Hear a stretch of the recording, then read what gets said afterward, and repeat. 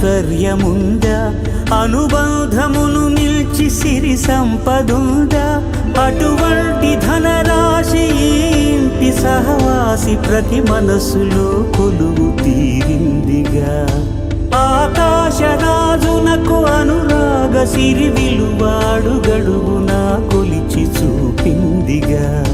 కళ్యాణం వైభోగం శ్రీ శ్రీనివాసుని కళ్యాణం.